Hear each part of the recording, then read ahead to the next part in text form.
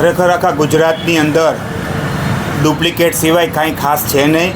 ચારે બાજુ ડુપ્લિકેટ. ભાજપના વોર્ડ પ્રમુખ જો ડુપ્લિકેટ જન્મ મરણના દાખલા ખોટા કઢાવી લાગે, આનાથી વિશેષ કોઈ ન હોઈ શકે.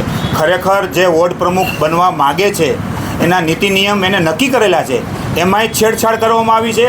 એની સામે કડકમાં કડક પગલાં લેવા જોઈએ અને કોર્પોરેશનના જે અધિકારીએ જે જન્મનો દાખલો કાઢ્યો છે એની સામે પગલાં લેવા જોઈએ એવી અમારી માગણી છે. ખરેખર આ ગંભીર બાબત છે. આખા ગુજરાતની અંદર બધું ડુપ્લિકેટ મળે છે.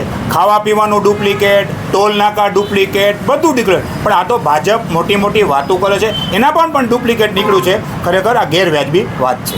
દસ્તાવેજમાં છેડા કરે છે અને જન્મ મરણના જે અધિકારી છે એને આમાં સુધારો વધારો કર્યો છે, એને પણ સસ્પેન્ડ કરવા જોઈએ એવી અમારી કોંગ્રેસ પક્ષની માગણી છે. પોલીસ ફરિયાદ થવી જોઈએ. ખરેખર અમારે તો કોંગ્રેસ પક્ષની પોલીસ કમિશનરને પણ આજે આ જ બારામાં રજૂઆત કરવી છે કે જે તે જન્મ મરણના અધિકારી છે એને ચેડા કર્યા છે એની સામે ગુનો દાખલ કરવો જોઈએ એવી અમારી માગણી છે.